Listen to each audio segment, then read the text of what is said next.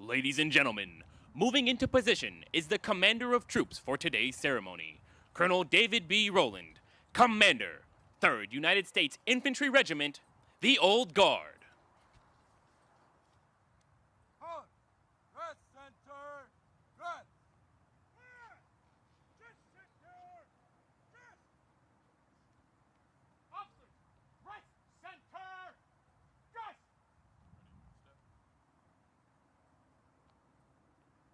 Come! Ready! Run! Ready! Run! Officers! Ready! Hunt! Ceremonial! At ease! Halt! Stand at ease!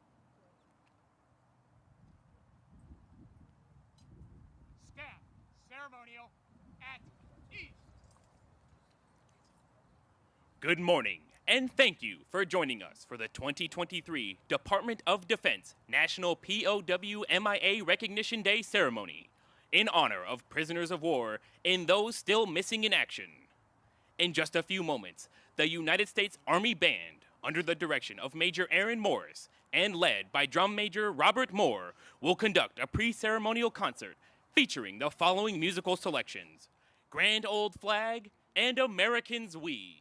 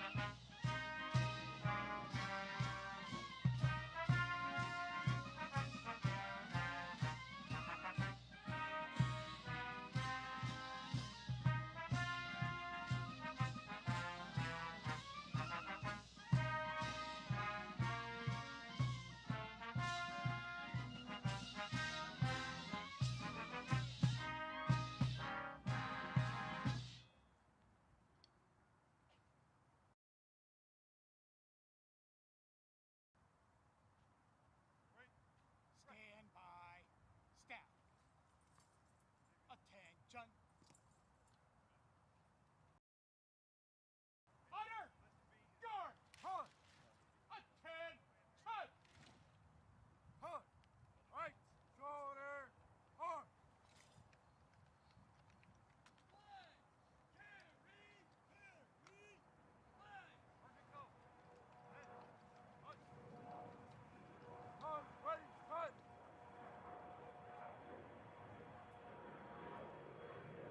Ladies and gentlemen, please stand for the arrival of the official party and remain standing for the playing of the United States National Anthem and Invocation, offered by Chaplain Lieutenant Colonel William H. Horton.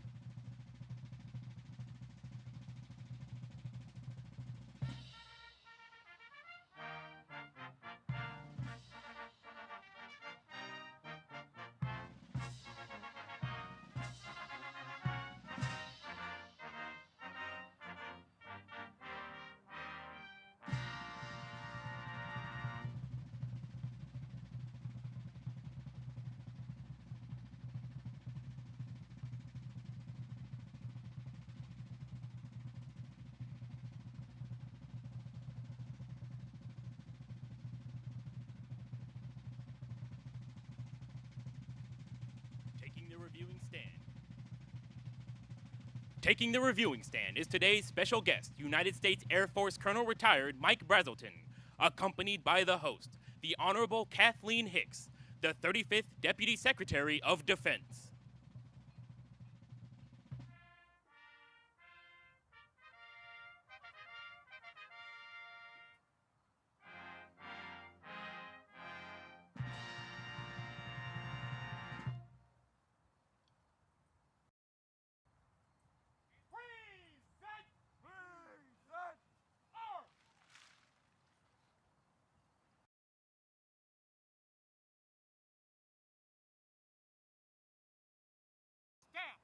Present! Present! Arm! Staff!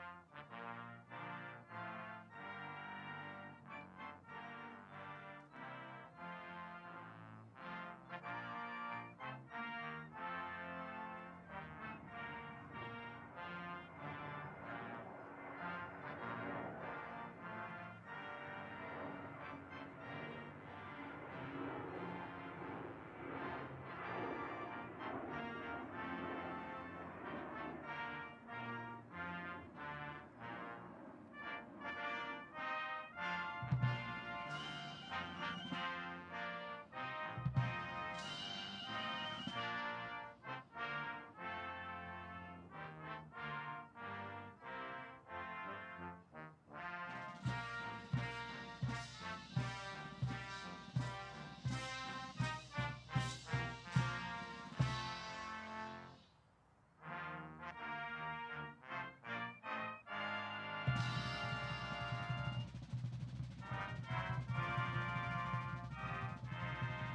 Arms! Staff! Order! Order! Right! Shoulder! Arm!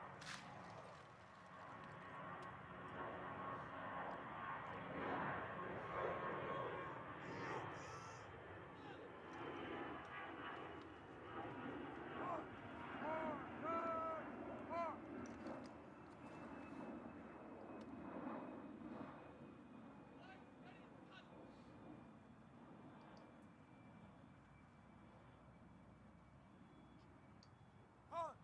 Ready! Cut! Ladies and gentlemen, Chaplain Lieutenant Colonel William Horton. Let us pray. Almighty and gracious, loving God, we turn to you on this day to recall and honor our celebrated and at times forgotten heroes, the courageous men and the women who've fallen or been lost in combat defending our nation's belief in the right to life, liberty, and the pursuit of happiness. We honor and pray for our prisoners of war, for they've experienced the horror, the devastation, the pain, and the agony of captivity. We also stand in solidarity with those who wait, not ever really knowing the fate of their loved ones. Thank you for the many organizations and the people who continue the efforts to account for all of our missing service members and civilians. We also pray for those who continue to face armed conflict today, that they would also know the hope and the honor of serving our nation's true colors. May our nation never forget the selfless service, dedication to duty, and the loyalty of our service members, civilians, and their families. May we never allow the sacrifices of those who've gone before us to be forgotten or lost in time. Unite us in our gratitude for your many blessings and in our mission to proclaim freedom and for the captives and for the release from the darkness for those in prison. In your precious and holy name I pray. Amen.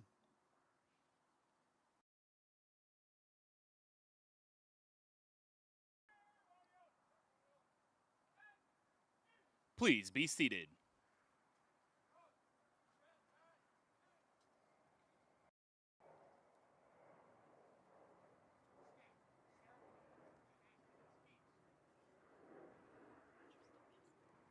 Ladies and gentlemen, the Honorable Kathleen Hicks.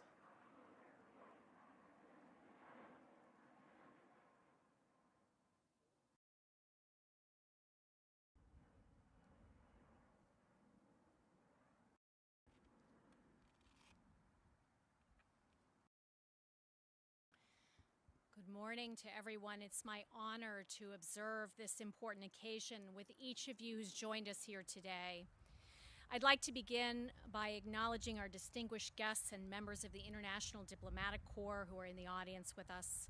This includes the U.S. Ambassador to Vietnam, Mark Napper, who is just back from Hanoi, where he helped shepherd an historic visit by President Biden. For the past 50 years, the United States and Vietnam have worked together to account for Americans missing from the Vietnam War, beginning with the return of 591 prisoners of war. Without the mutual cooperation between our two nations, we would not be able to support the robust and sustained operations to recover U.S. personnel, operations that have helped return 733 U.S. service members and civilians home to their families. Today, the Department's commitment to the fullest possible accounting of our missing personnel extends back to World War II. Since the end of the Vietnam War, the Defense POW MIA Accounting Agency and its predecessors have managed the recovery, identification, and return of thousands of our missing personnel to their families who have long sought answers. Sustaining these operations is no small task. It takes cooperation on a global scale, and we are grateful for the 45 nations who partner with us on this mission to search for and recover our missing from theaters around the world.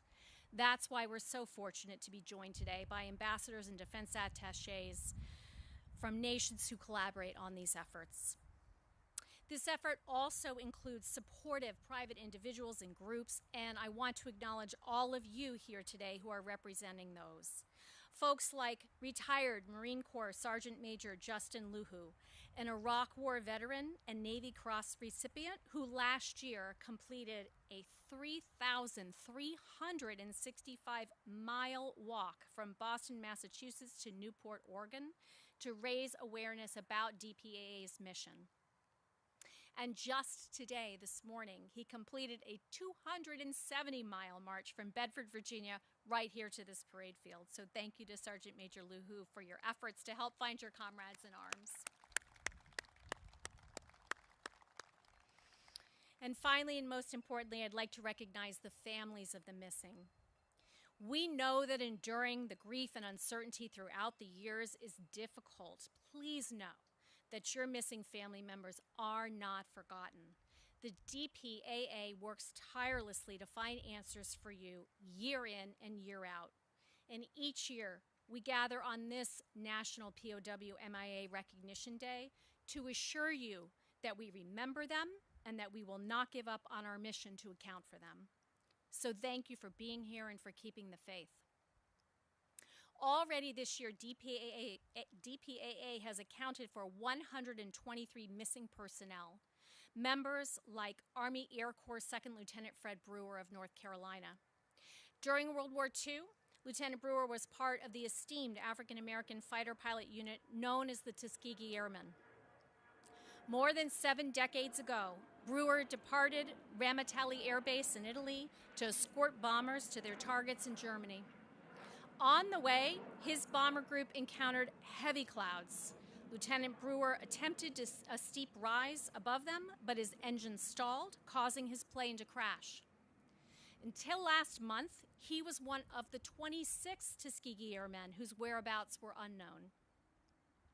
A rosette will now be placed next to his name on the tablets of the missing at the Florence American Cemetery to indicate that he has been accounted for.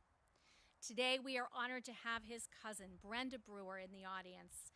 Thank you for being here, Brenda. Can you stand, Brenda, if you're here? Thank you, Brenda, for being here. I hope that Lieutenant Brewer's recovery has brought some measure of peace to you and your family. Our success in our accounting missions would not be possible, as I said, without our partners across the globe. In April 2021, the Republic of Korea's Ministry for Finding Missing Personnel came across remains near the hill where Americans went missing during a battle in April 1951. The remains were carefully exhumed and sent to a lab for testing. In the following October, the ministry turned over those remains to DPAA. After DPAA sent the remains to its own lab for analysis, it was able to identify U.S. Army Sergeant Stanley Turba. Soon, his daughter Sandra will welcome him home more than 72 years after he went missing in the Korean War. And finally, this year, the Vietnam Office for Seeking Missing Persons celebrated its 50th anniversary, and I'd like to recognize it for its long-standing mutual cooperation. During the height of COVID-19, when restrictions prevented our DPAA team from traveling to Vietnam, its teams, trained by DPAA, traveled to multiple sites looking for the remains of American personnel. In March 2021, the team visited a crash site of a 1969 F-4, a two-seater aircraft, in Quang Nam Province. There, they recovered the remains of two Americans, those of U.S. Air Force Colonel Ernest DeSoto and Captain Frederick Hall. Colonel DeSoto was given a dignified burial in June, and Captain Hall will finally be laid to rest next month on October 10th. These are several of the many stories of those recovered and returned to their families, stories of sacrifice, hope, and resolve. For you families of the missing, please know your strength motivates us each day as we do this work and follow through on our solemn and unwavering commitment to achieve the fullest accounting possible of our missing personnel. Thank you. It is now my distinct privilege to introduce our next speaker. Colonel Michael Brazelton is a retired Air Force pilot and a 4-time Silver Star recipient who was held captive for more than 6 years in a Vietnamese prison. I'll let him tell his harrowing story, but I will say this. Colonel Brazelton, your incredible courage, fortitude, and patriotism is an inspiration to us all. It's an honor to have you, your wife Gloria, and your oldest daughter, Army Lieutenant Colonel Adriana Brazelton, with us today. Please join me in giving Colonel Brazelton a warm welcome.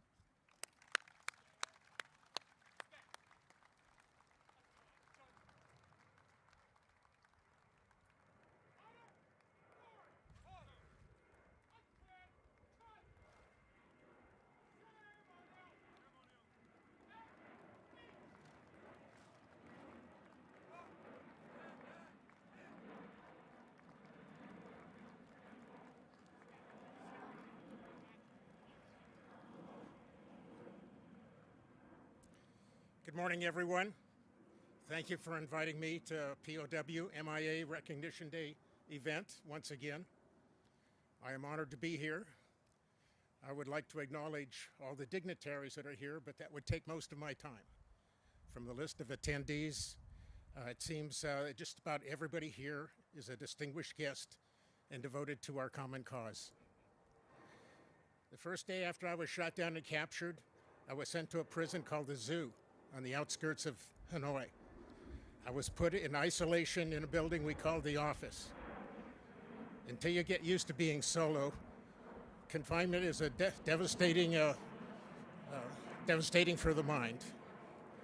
However, within a day or so, I realized there were other Americans in the office with me. By counting dishes, I surmised that there were 6 of us there. I had a compulsion to contact them, probably because I was anxious for companionship and I didn't want to be so alone. I shared a wall with one cell and I tapped the wall to get the prisoner's attention. Over time, I learned his name. I tapped to another cell that was catty-corner to me and got the name of another POW. A few weeks later, a new American pilot was added. I contacted him by talking under the door.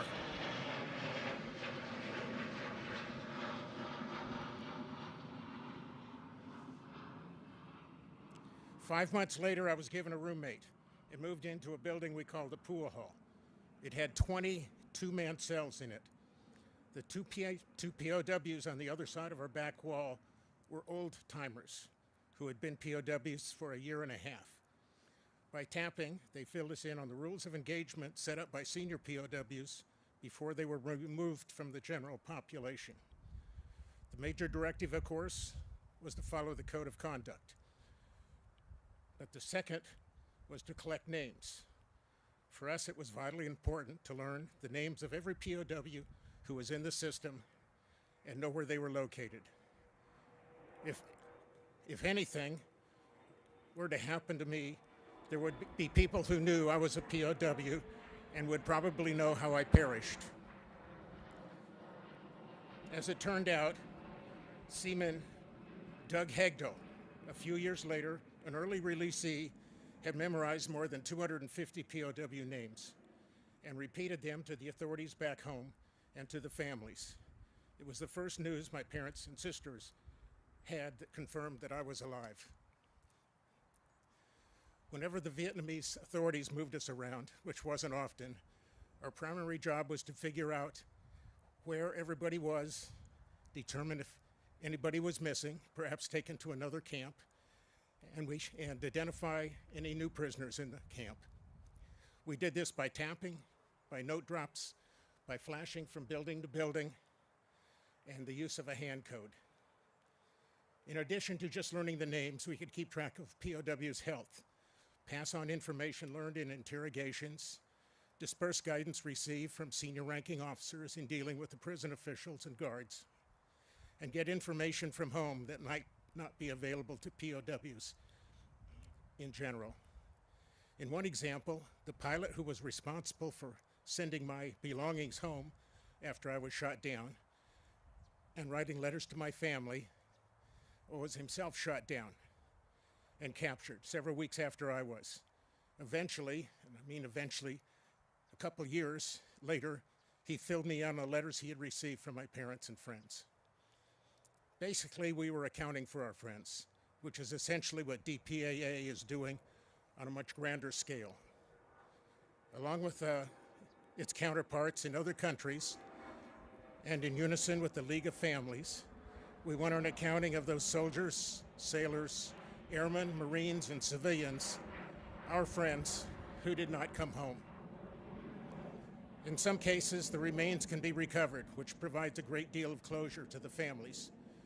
In the saddest of these cases, there are no remains to be found.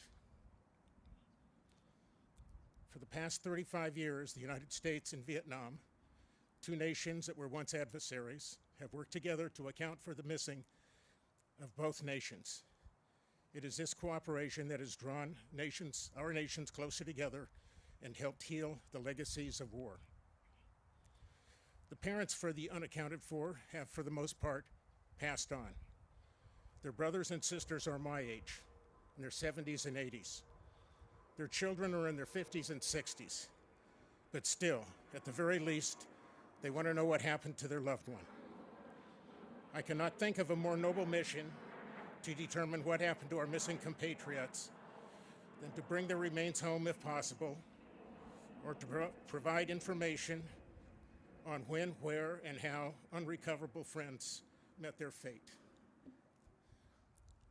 A few weeks ago, close to last Memorial Day, Gloria and I were attending a music salon at the home of a good friend of ours.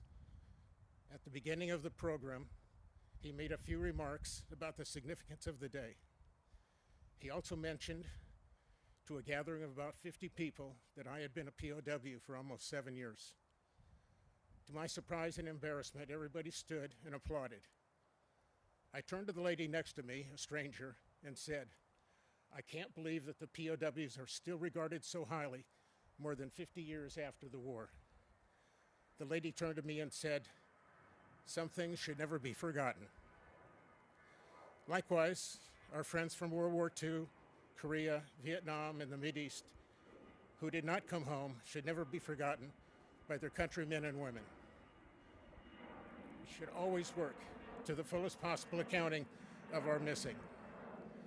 The observance of National POW MIA Recognition Day and the mission of Defense POW MIA Accounting Agency shows that they have not been forgotten. Thank you.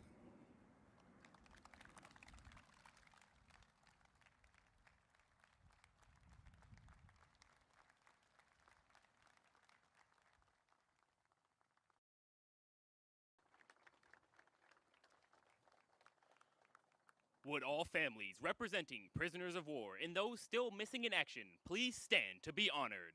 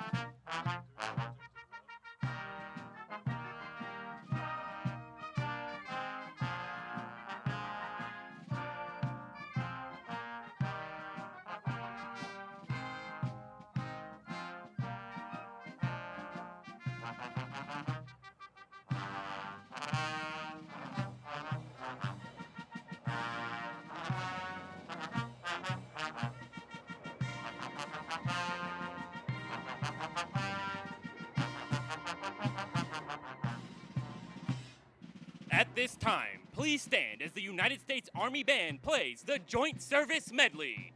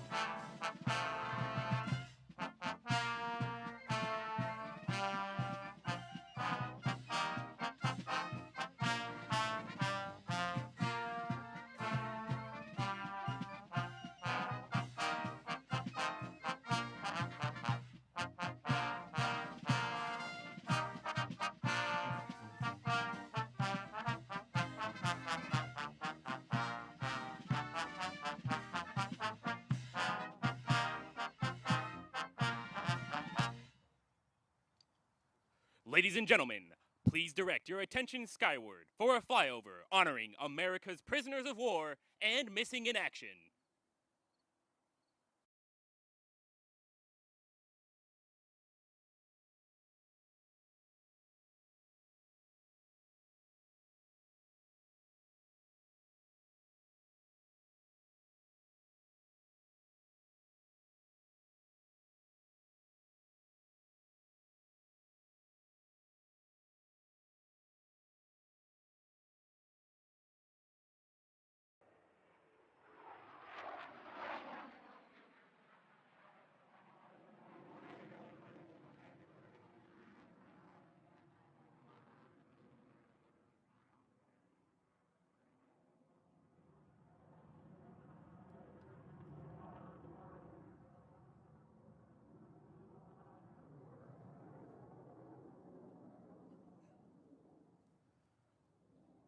Ladies and gentlemen, this concludes the Department of Defense 2023 National POW MIA Recognition Day ceremony. Thank you for attending and enjoy the rest of your day.